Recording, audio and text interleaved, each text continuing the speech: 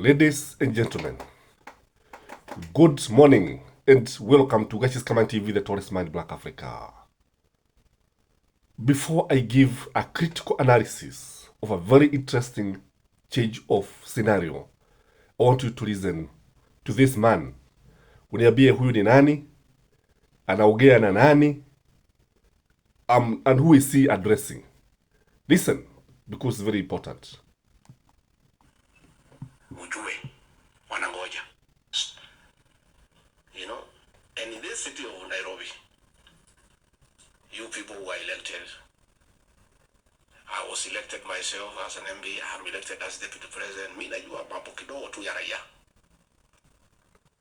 You harass people, bomolea hawa, tupa hao kwa lori kama gunia, chukua viti yao uharibu. You have a date with those people in another 3 years. Pale kwa debe hapo inakuwaga audit kali sana. And wananchi ukiona wamenyamaza the way wamenyamaza, ujue wanangoja.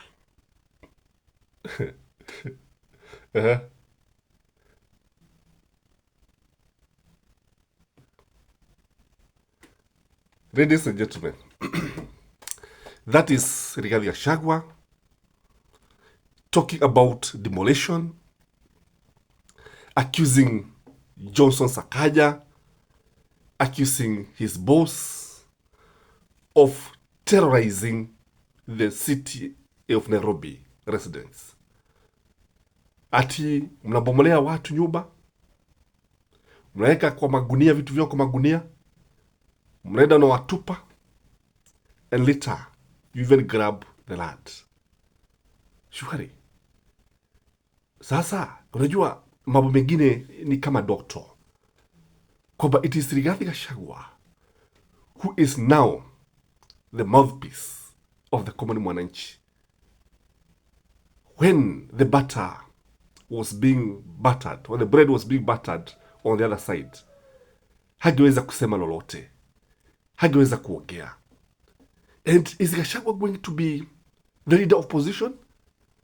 Because as things goes now, vile ambavyo mambo yanaonekana, Gachagua is opposing the government more than the opposition members of parliament and Azimio in general.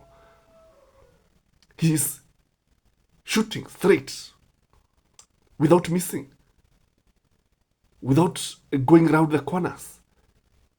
And I think William Samoei Ruto must be a very worried person, very much worried, because Gachagua is going to expose him. Gachagua is going to fight with him, politically that is. And who is going to blink first? And I think Kenyans, we are going to hear so many things. And I think this is good for the country. If you ask me, this conflict between Gachagua and his boss is very, very healthy.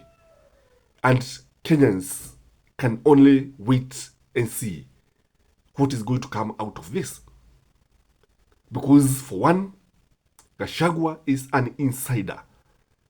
Gachagua knows even what happened during the elections. And unajua jambo moja, I've always said that this government never won the elections. It never won the elections. And that is why unaona wakijipata katika hali kama hii. Ndio sababu unapata wakiwa katika malubano ya hali ya juu sana. Ndio unawapata wakiwa katika hali ya kutoelewana wao wenyewe kwa wenyewe. This government, before we go to 2027, because we have 3 more years to go, and that is Gachagua talking like that. 3 years before we go to the elections. And the other thing that you hear Gachagua telling Kenyans is that Raila Amolo Odinga won the elections. That that is what we expect next.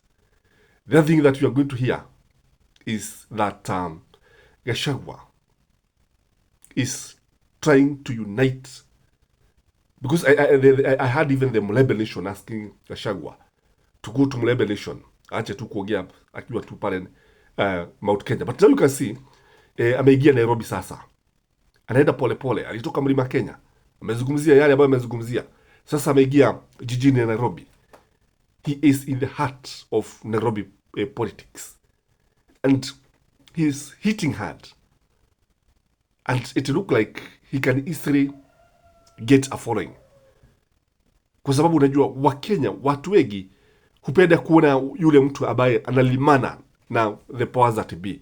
And I can tell you, Gachagua na Ruto watalimana vikali sana, pasi na kuogopa chochote kile.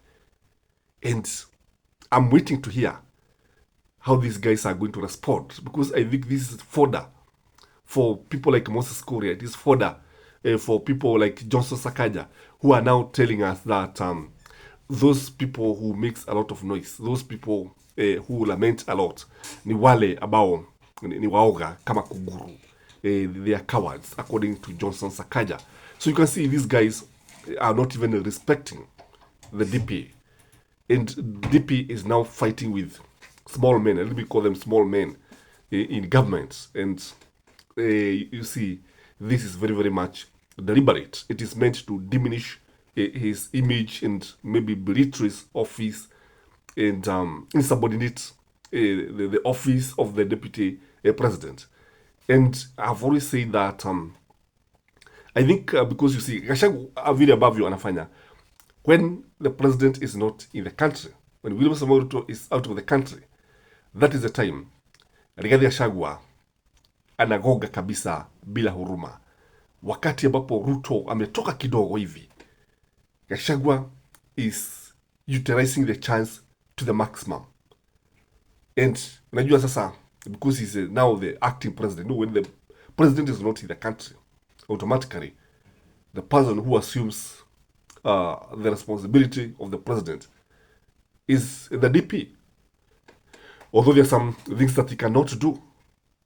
So hawa watu ukiangalia utaona kwamba wamewekwa katika mitego. Hii mitego ya Gachagua, ingawa sasa tunaona ilikuwa imewekwa pale Ikulu, ukichunguza vizuri sana utaona hii mitego sasa inaweza kuwa imetolewa kule Ikulu na imewekwa mahali kwingi. And I think William Samoei Ruto is going to respond to Rigathi Gachagua. Although William Samoei Ruto, what he has been doing, he has not been responding very directly. In fact, he has not been mentioning Gachagua. Lakini akiongea unajua he's just addressing Rigathi Gachagua. And once he come, I think most likely he's going to address this issue. Most likely hili ni swala ambalo ataligusia, ni swala ambalo atalitaja, na Wakenya watazidi kugojea, because when you look at these two offices, when the bosses are fighting, with the people who are supposed to provide direction in this country are fighting, kusema kweli yetu ni macho tu, tunacho tu tukiangalia. And that is why you see a lot of division even in the cabinet, kwa sababu ukiangalia hata lile swala la miraa mogoka is hopelessly dividing William Samoei Ruto's cabinet, kwa sababu kuna wale ambao wanauga mkono akina Duale, akina Aisha Jumwa, especially those who comes from the coastal region. And that is why I think Gachagua seems to be supporting also hii mambo ya miraa. William Samoei Ruto also came out and supported miraa kuuzwa pale katika pwani ya Kenya. But the governors are standing very firm, and they are saying we are not going to allow anything like this to continue. Hapa kwetu hatutakubali kuona miraa ikiuzwa kutokana na vile ambavyo imeharibu vijana wetu. Guys, what do you think about Rigathi Gachagua? What do you think? Because he seems to be leading the opposition. He seems to be fitting very well in the shoes of the leader of the opposition. Is he going to succeed? Is William Samoei Ruto going to impeach him? What do you think, ladies and gentlemen? Let's wait, because a day in politics inaweza kuleta mabadiliko makubwa sana. Have a blessed day. Bye bye.